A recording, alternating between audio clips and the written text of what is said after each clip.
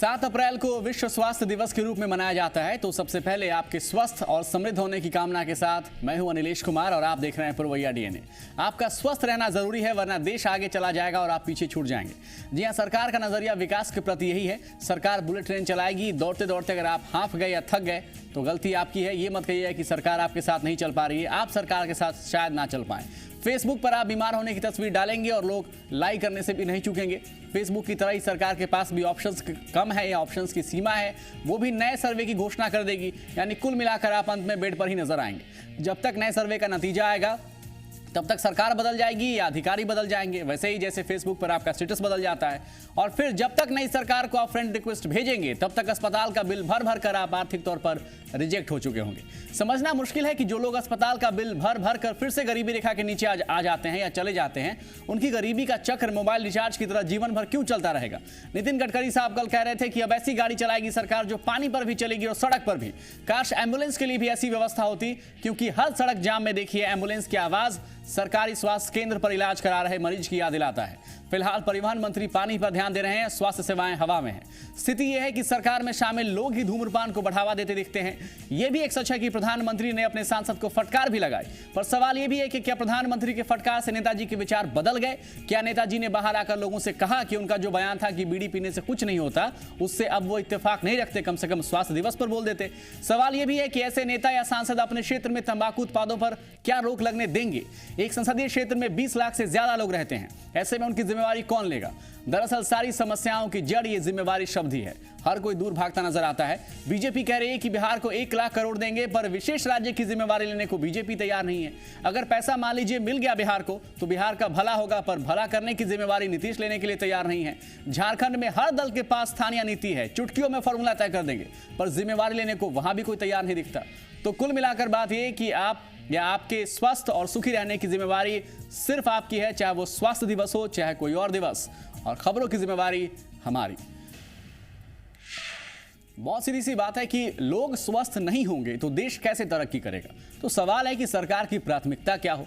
एक आदमी की हालत यह है कि अस्पताल के चक्कर लगाते लगाते वो आर्थिक तौर पर भी बीमार होने की उसकी नौबत आ जाती है। सवाल यह है कि स्वास्थ्य जैसे महत्वपूर्ण विषय को लेकर हमारे देश की स्थिति क्या है, इसको समझना भी जरूरी है, वरना विकास की तेज रफ्तार के साथ जनता कदम कैसे मिलाएगी। तो आइए इसको समझने की कोशिश करते हैं। और सबसे पहले बात हम देश की करेंगे, उसके बाद बिहार और झारखंड की चर्चा भी करेंगे। हमारे देश में सरकार जीडीपी का 4% स्वास्थ्य पर खर्च करती है। थोड़ा और सरल करें तो प्रति व्यक्ति हमारी सरकार $60 खर्च करती है, यानी करीब 3600 से ज्यादा रुपए। अगर आप इसकी तुलना चीन से करेंगे, और दूसरे देशों से या चीन से इसकी तुलना इसलिए भी जरूरी है क्योंकि हम चीन को टक्कर देने का सपना देखते हैं, तो पता चलता है कि चीन $278 खर्च करता है, यानी हमसे 4 गुना ज्यादा, यानी करीब देखिए 16,680 रुपए।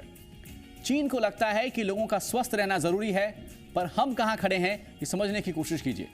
अगर आप श्रीलंका से भारत की तुलना करेंगे तो भी हम पीछे हैं। श्रीलंका $122 खर्च करता है। यही हाल कुल खर्चे का भी है। हमारी सरकार कुल खर्चे का 8%, यानी सरकार जो खर्च करती है, जिन चीजों पर खर्च करती है, उसका 8% सरकार स्वास्थ्य सेवाओं पर खर्च करती है। 8%। मान लीजिए सरकार 100 रुपए कमाती है तो 8 रुपए आपके स्वास्थ्य पे खर्च करती है। चीन देखिए 12% खर्च करता है, 12% उनकी जो कमाई है, यानी लोगों पर इसका बोझ हमारे देश में ज्यादा पड़ता है। तो सवाल है कि तरक्की कैसे होगी? लोग कमाएंगे और फिर दवा खरीदने में उनकी माली हालत खराब हो जाएगी। आउट ऑफ पॉकेट एक्सपेंडिचर की अगर आप बात करेंगे, आउट ऑफ पॉकेट एक्सपेंडिचर का मतलब होता है वो पैसा जो सीधे तौर पर आपकी जेब से जाता है खरीदारी करने के दौरान। तो इस मामले में हमारे यहां जो खर्च है एक परिवार करता है, उसका 60% सीधे उसकी जेब से जाता है। चीन की बात करें तो केवल 35% सीधे सीधे तौर पर लोग जेब से खर्च करते हैं, बाकी पैसे सरकार देती है। कुछ और भी हम जानकारी दे दूं, क्यूबा जीडीपी का 95% स्वास्थ्य पर खर्च करता है। यह पूरी दुनिया में सबसे ज्यादा है, जहां पर देश सबसे ज्यादा लोगों की स्वास्थ्य की चिंता करता है। प्रति 10,000 की आबादी पर क्यूबा में 67 डॉक्टर हैं, यह भी दुनिया में सबसे ज्यादा है। अगर भारत की बात करें तो भारत में लोगों की जेब पर बोझ ज्यादा होता है। भारत में प्रति 10,000 आबादी पर सिर्फ, और ध्यान से सुनिएगा, 10,000 लोगों पर सिर्फ 6.49 डॉक्टर हैं, यानी पूरे तौर पर 7 डॉक्टर भी नहीं हैं 10,000 लोगों के इलाज के लिए। सोचिए लोग कैसे स्वस्थ होंगे। ना तो डॉक्टर उपलब्ध हैं और ना इलाज के लिए पैसे उपलब्ध हैं, तो लोग कहां जाएंगे? खासतौर से वो वर्ग जिसके पास इनकम बहुत ज्यादा नहीं है, जो लोअर मिडिल क्लास है और गरीबी रेखा से थोड़े ऊपर है। अब आते हैं बिहार की बात। एक रिपोर्ट आई है, पब्लिक हेल्थ फाउंडेशन रिपोर्ट 2012 की रिपोर्ट है, और इस रिपोर्ट की मुख्य बातें आपको हम बताना चाहेंगे आज। ये रिपोर्ट कहती है कि 2020 में बिहार उन राज्यों में होगा जहां स्वास्थ्य पर सरकार की तरफ से सबसे कम खर्च होता है। यानी सरकार को अभी से भी मौका है कि वो संभल जाए, वरना बिहार के लोग क्या करेंगे? दिक्कत यह है कि बिहार के लोग पटना आने को मजबूर हो जाते हैं, जिससे उनकी जेब पर भी असर पड़ता है। यह भी इस रिपोर्ट में लिखा गया है। रिपोर्ट यह भी कहती है कि बिहार में मैन पावर की कमी है। जो स्वास्थ्य केंद्र हैं उनकी स्थिति भी खराब है। औसतन 43% दवा पाई जाती है केंद्रों पर। यानी जितनी दवाओं की आवश्यकता है, मान लीजिए किसी स्वास्थ्य केंद्र पर, थोड़ा धीरे चलेंगे हम लोग, मान लीजिए किसी स्वास्थ्य केंद्र पर 100 दवाओं की आवश्यकता है, तो उसमें से 43 दवाएं ही मिलती है, बाकी दवाएं आउट ऑफ स्टॉक हो जाती हैं। अगर आप दूसरे राज्यों से तुलना करें, फॉर एग्जांपल तमिलनाडु से अगर आप बिहार की तुलना करेंगे, तो तमिलनाडु में 88% दवाएं सरकारी स्वास्थ्य केंद्र पर होती हैं। यानी 100 दवाओं की आवश्यकता है तो 88 दवाएं केंद्र पर होती हैं। लोग खुशी खुशी सरकारी केंद्र पर जाएंगे। बिहार में देखिए आउट ऑफ स्टॉक 42% दवाएं होती हैं। यानी अगर आप सरकारी स्वास्थ्य केंद्र पर चले भी गए तो दवा मिलना मुश्किल। सोचिए सेहत कैसे सुधरेगी। तमिलनाडु में महज 17% आंकड़ा है। यह भी पाया गया कि तमिलनाडु में सरकार थोक में दवा खरीदती है, जिससे सरकार को भी लाभ होता है। सस्ते रेट पर दवाई सरकार खरीदती है, लेकिन बिहार में ऐसा होता नहीं है। इस रिपोर्ट में यह भी कहा गया कि बिहार में कम से कम 25 मेडिकल कॉलेज होने चाहिए। ये 2-3 साल पहले की बात कही गई, फिलहाल 11 है। उसके अलावा बीमारी से लोग लगातार जूझते हैं। कालाजार और इंसेफेलाइटिस से हर साल लोग जूझते हैं। अभी तक बहुत ज्यादा मुकम्मल व्यवस्था नहीं है। सवाल यह है कि लोग स्वस्थ नहीं होंगे तो समाज आगे कैसे बढ़ेगा। अब आइए झारखंड की बात करते हैं। झारखंड अलग इसलिए हुआ, कहा गया लोगों का विकास होगा। एक उदाहरण देखिए, 2 महीने पहले पलामू के छतरपुर में 24 लोगों की मौत मलेरिया से हो गई। जो दूर के इलाके हैं जैसे लोटो, कसियाही, सतगढ़वा, खोरी, नवडीहा, ये सब पिछड़े इलाके हैं, रिमोट एरियाज हैं। यहाँ की स्थिति तो और भी बदहाल है। स्थिति ये थी कि 2 महीने पहले मलेरिया से लोग परेशान थे और जमशेदपुर चाईबासा के अस्पताल हाथ खड़े करते नजर आए, क्योंकि इलाज की समुचित व्यवस्था वहां पर नहीं थी। बिना लोगों के स्वस्थ हुए राज्य विकसित कैसे होगा? बहुत सीधी सी बात है। झारखंड की हकीकत देखिए कि पिछले 14 वर्षों में 1600 से ज्यादा डॉक्टर्स ने अपनी नौकरी झारखंड में छोड़ दी। सवाल पूछेंगे आप क्यों नौकरी छोड़ दी? तो वो पिछड़े इलाके में नहीं रहना चाहते थे। लोग क्या करें, डॉक्टर्स हैं नहीं। झारखंड की 3.5 करोड़ की आबादी के लिए सिर्फ 750 डॉक्टर्स हैं। ये चौंकाने वाला आंकड़ा, दुनिया में सबसे कम रेशियो है ये। यानी एक डॉक्टर पर 46,000 की आबादी। सोचिए 46,000 लोग और उनके इलाज के लिए सिर्फ एक डॉक्टर। पूरा राज्य स्वस्थ कैसे रहेगा? खासतौर से जो कम कमाते हैं वो क्या करेंगे? वर्ल्ड हेल्थ इंडेक्स की रिपोर्ट के हिसाब से 3500 की आबादी पर एक डॉक्टर होना चाहिए। हाई लेवल कमेटी की रिपोर्ट कहती है कि 1000 लोग पर ही एक डॉक्टर हो तो राज्य स्वस्थ होने की कामना कर सकते हैं। तो यहां रिकमेंडेशन 1000 लोगों पर एक डॉक्टर है, स्थिति है कि 46,000 लोगों पर एक डॉक्टर। आंकड़े ये भी कहते हैं कि 80% युवतियों में झारखंड में खून की कमी है। 80%, याद रखिएगा। हर साल 46,000 बच्चों की मृत्यु हो जाती है। यानी हर दिन झारखंड में करीब 125 बच्चों की जान जाती है। स्वास्थ्य सेवाएं कहां हैं? तो सिर्फ देश को युवाओं का देश कहने से काम नहीं चलेगा। सवाल है कि स्वास्थ्य सेवाएं लोगों तक पहुंचे और सहूलियत के हिसाब से पहुंचे। अब आखिरी में एक बार फिर देश की बात कर लेते हैं। हमारे देश में औसतन एक महीने में एक परिवार 1700 रुपए बिना अस्पताल गए हुए खर्च करता है। यानी अस्पताल का बिल तो हटा दीजिए, ऑन एन एवरेज है। हो सकता है कि आपके परिवार में कोई बीमार ना हो, लेकिन पड़ोस में 4 बीमार होते हों। ये एवरेज कहता है कि देश खोखला होते जा रहा है अस्पतालों के बिल भरकर। करीब 70% लोग ग्रामीण इलाकों में स्वास्थ्य समस्या से जूझ रहे हैं और अपने पॉकेट से पैसा देने को मजबूर है। 52% लोग, 52% लोग प्राइवेट अस्पताल का सहारा लेने को मजबूर हो जाते हैं। जमीन बेचते हैं, जो गहने हैं उनको गिरवी रखते हैं। करें भी तो क्या करेंगे, जीना मजबूरी है, कैसे भी वो खर्च करेंगे। स्वास्थ्य पर खर्च करने के मामले में भारत 42वें स्थान पर है। और यह कहा जाता है, आज पढ़ रहा था, पता चला कि अगर कोई परिवार कमाई का 10%, यानी जो भी आप महीने में कमाते हैं या साल में कमाते हैं, उसका 10% अगर आप स्वास्थ्य सेवाओं पर खर्च करते हैं या स्वास्थ्य की समस्याओं से संबंधित खर्च करते हैं, तो इस परिवार के लिए आगे बढ़ने का रास्ता बहुत मुश्किल हो जाता है। ये एक दुनिया भर में एक सिद्धांत है। भारत में एक परिवार 13.68% खर्च कर देता है। यानी मानसिक से लेकर आर्थिक तौर पर हमारे देश में बीमार होने के कई कारण हैं। उम्मीद है कि सरकार लोगों के स्वस्थ रहने की सुविधा मुहैया कराएगी। आगे बढ़ते हैं। झारखंड में स्थानीयता नीति का मुद्दा एक बार फिर चर्चा में। रघुवर सरकार का कहना है कि वो इस महीने के अंत तक इस मुद्दे को सुलझाने की कोशिश करेगी। इसी के तहत देखिए मंगलवार को रांची स्थित प्रोजेक्ट भवन में सर्वदलीय बैठक, जिसमें स्थानीय नीति पर सभी पार्टी के नेताओं ने चर्चा की। स्थानीय नीति पर सर्वदलीय बैठक के बाद नेताओं ने क्या कहा, पहले सुनाते हैं आपको। क्योंकि जो सर्वदलीय बैठक बुलाई गई थी, भारतीय जनता पार्टी ने इस राज्य के हित के मुद्दे विषय पर, क्योंकि पहले ही इस राज्य का काफ़ी अहित हो चुका है, यहाँ के नौजवानों का हित हो चुका है, इसलिए जो समयबद्ध तरीके से जिस प्रकार से माननीय मुख्यमंत्री जी ने पहल किया है, और वह पहल यहाँ के नौजवानों के हित में एक सबका साथ सबका विकास, सबकी राय लेकर के सबके साथ आगे बढ़ करके इस राज्य की एक नियोजन के लिए एक नीति तैयार हो, ताकि यह राज्य भी अन्य राज्यों की तरह प्रगति के काम में आगे बढ़े। सबसे पहले जो पॉलिटिकल पार्टी के प्रतिनिधि और माननीय मुख्यमंत्री जी को मैंने कहा कि भाई स्थानीय नीति अलग है और नियोजन नीति को अलग रखा जाए। नियोजन नीति बिल्कुल अलग, स्थानीय नीति अलग। और जो नियोजन नीति में आपको नियुक्ति नियमावली आपको चेंज करना होगा, नियुक्ति नियमावली। स्थानीय नीति के कट ऑफ डेट के लिए तो हम लोगों ने कहा है कि आप सरकार अपना मंशा जाहिर करे, ताकि इसमें कोई लोग छूटे नहीं, किसी को की उपेक्षा न हो। कट ऑफ डेट हम लोग का कुछ नहीं है। जब बिहार कह रहा है, बिहार से हम अडॉप्ट किए हुए हैं, वो क्या है वही चले।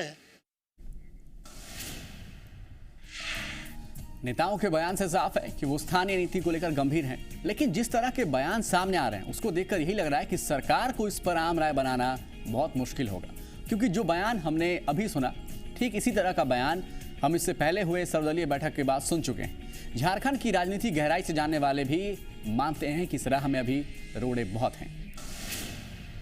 बनेगा, खाका बनेगा, डिस्कशन होगा, और कोई भी नीति आप बनाएंगे उस पर राजनीति होगी, क्योंकि स्थानीय नीति हमेशा राजनीति के पेंच में उलझी रही है यहाँ की। और हाईकोर्ट भी लो जाएंगे तो लीगल बैटिंग भी होगी, पॉलिटिकल बैटिंग भी होगी, लेकिन पहले तो रूप तय हो तो उसके बाद देखा जाए। 14.5 साल के झारखंड में कुछ ऐसे मुद्दे हैं जिस पर कोई भी सरकार हाथ डालने से डरती है। स्थानीय नीति का मुद्दा उसी में से एक है।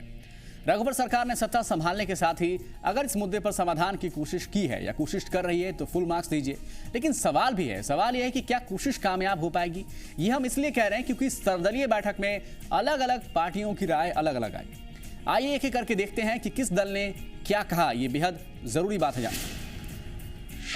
सबसे पहले बात बीजेपी की।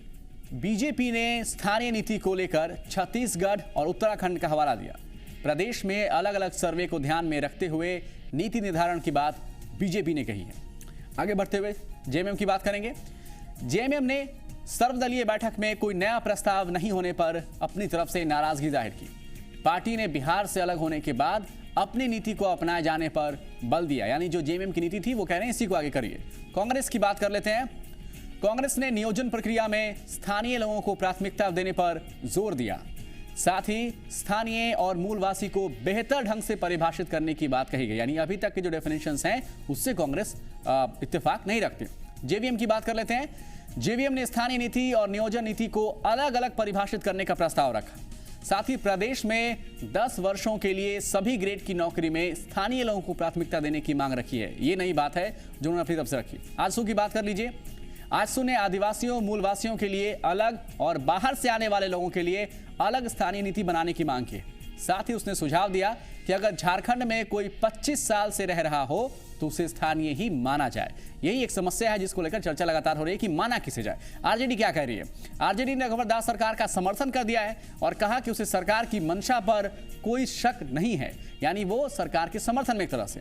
सीपीआई-एमएल ने बिहार के तर्ज पर स्थानीय लोगों को नियुक्ति में प्राथमिकता देने का सुझाव दिया है, यानी बिहार मॉडल। साथ ही पहली जनगणना को आधार बनाने की बात कही है, यानी जिनके नाम उसमें होंगे उसके हिसाब से स्थानीय नीति तय हो। अब जेजेएम की बात करते हैं, झारखंड जनाधिकार मंच की बात करते हैं, तो उसने स्थानीय नीति और नियोजन नीति को अलग अलग परिभाषित करने का सुझाव दिया, यानी जेवीएम के सुझाव वाला मामला। साथ ही नियुक्ति नियमावली नहीं बनने तक सभी तरह की नियुक्तियों पर रोक लगाने की बात की है, यानी जब तक मामला सेटल ना हो तब तक नौकरी ना मिले। तो सर्वदलीय बैठक के बाद स्थानीय नीति को लेकर जिस तरह से सियासी पार्टियों के बीच विरोधाभासी बयान आ रहे हैं, उससे यही लग रहा है कि इस पर आम राय बनाना रघुवर दास के लिए आसान नहीं होगा। एक छोटा सा विराम, हाजिर हो रहे हैं।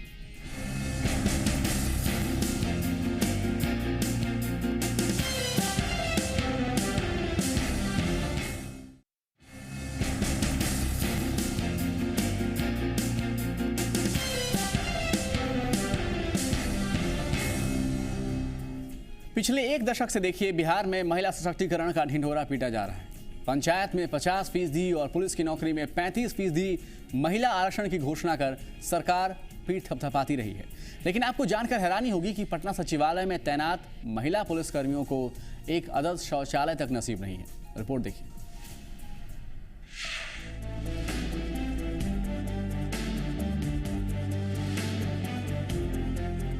जरा गौर से देख लीजिए, ये है बिहार का सचिवालय।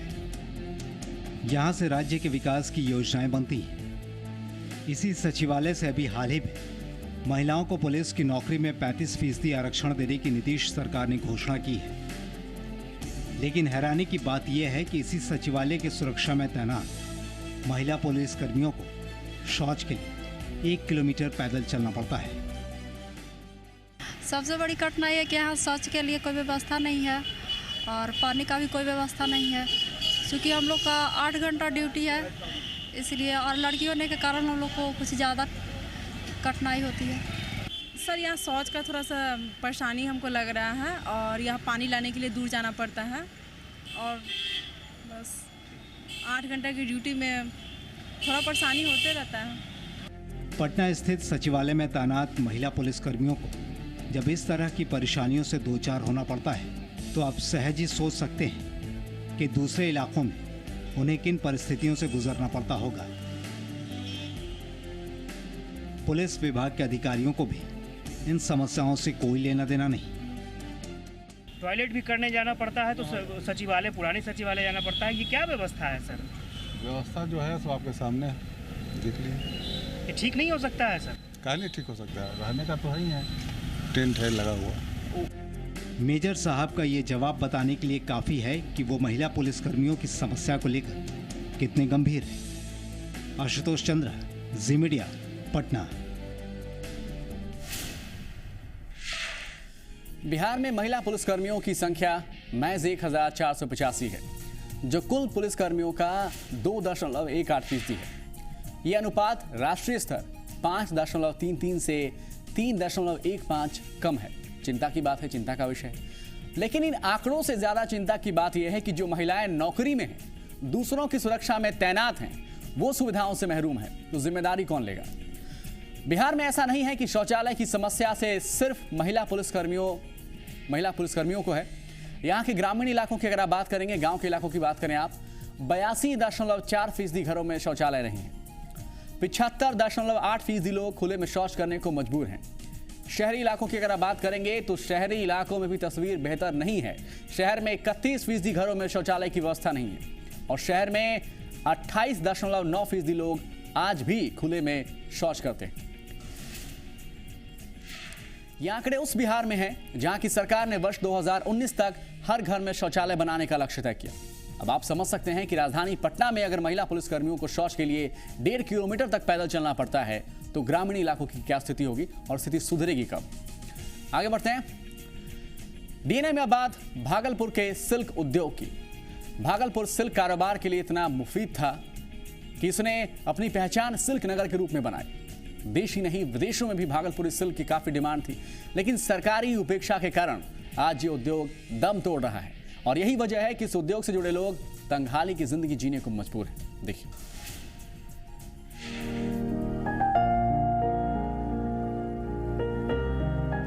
ये है रजिया खातून।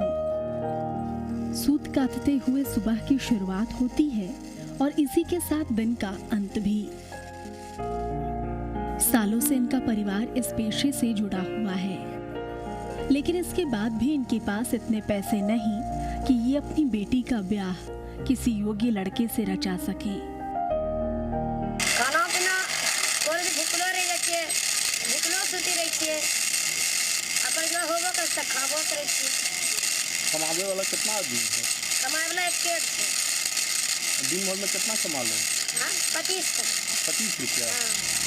सिल्क सिटी भागलपुर में रजिया अकेली ही नहीं है जिसे दिन भर मेहनत के बाद ठीक से 2 जून की रोटी भी नसीब नहीं होती। ऐसे हालात संझिया खातून, दनिया आफरीन, रुक्मणी देवी और इस उद्योग से जुड़े दूसरे सभी लोगों के हैं। तो अभी तो हाल बुनकर का बहुत बेहाल है। अभी तो यहाँ कुछ देखने वाला है ही नहीं। पर जहाँ तक रहा मौजूदा जो भी सरकार है, बुनकर का हाल ये है कि लोग जो बुनकर का जो ताम झाम जो सिस्टम है उसको बेच रहे हैं, जला रहे हैं, उसी से खा रहे हैं। घर में बच्चियां जवान हैं, शादी का लायक है, उनके बुनकर का कहना हुआ कि कहाँ से हम पेट तक नहीं पाल सकते तो बच्चे की शादी कहाँ से कराएंगे। भागलपुर के बुनकरों की बदहाली ये इमारत बयां कर रही है। ये इमारत आज से 25 साल पहले सिल्क की कताई बुनाई से गुलजार हुआ करती थी। इसकी पहचान देश विदेश में सिल्क मिल के रूप में थी, लेकिन आज आलम यह है कि इस मिल के कर्मी भूखे मरने को मजबूर हैं।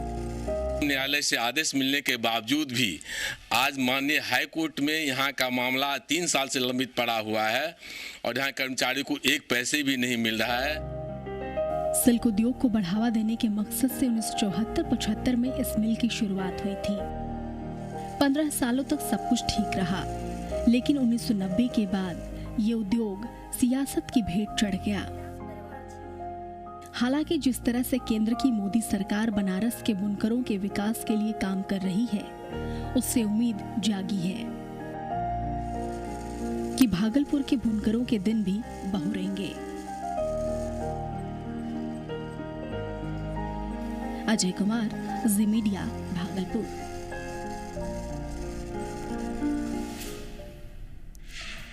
तो उम्मीद है कि बुनकरों के भी अच्छे दिन आएंगे। इसी पॉजिटिव नोट पर दीजिए इजाजत। लेना देखने के लिए बहुत बहुत शुक्रिया।